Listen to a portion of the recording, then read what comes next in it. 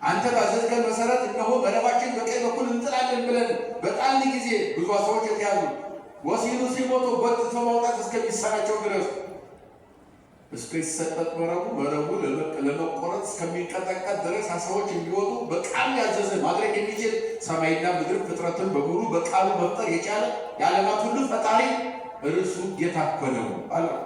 ማነው አለው? ጌታ እኮ ነው አለው። ጌታ እኮ ነው። ከዚያም በኋላ ጴጥሮስም ሌሎቹም ሐዋርያት ተረዱትና ከእርሱ ጋር ምግብ ለመብላት ምግብ ማዘጋጀት ጀመሩ ይላል መጽሐፍ።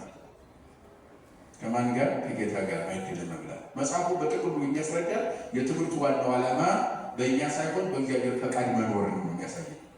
ፈቃዱ ጋራችን የትምህርቱ ጭብጥ ሐሳብ የእኛን ፈቃድ ትተን በማን ፈቃድ እንዲሉ በዓላማችን፣ በእቅዳችን፣ በኑሮ ዘይቤያችን ሁሉ ማንን እናስቀድም?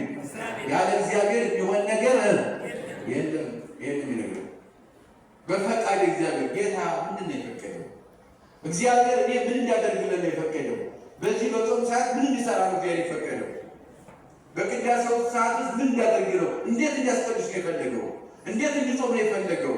እንዴት ወንጌል እንድማር ነው የፈለገው? ሕይወቴን እንዴት እንዲመራ ነው የፈለገው?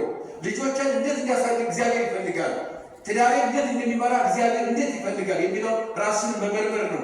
በፈቃድ እግዚአብሔር ራስን መምራት ቅድስና እንደሆነ መጽሐፍ የሚነግረን ይሄ ነው። በእኛ ፈቃድ ሳይሆን በእርሱ ፈቃድ እንድንኖር እግዚአብሔር ይርዳን። የጠፋብን መንገድ እግዚአብሔር ይምራን።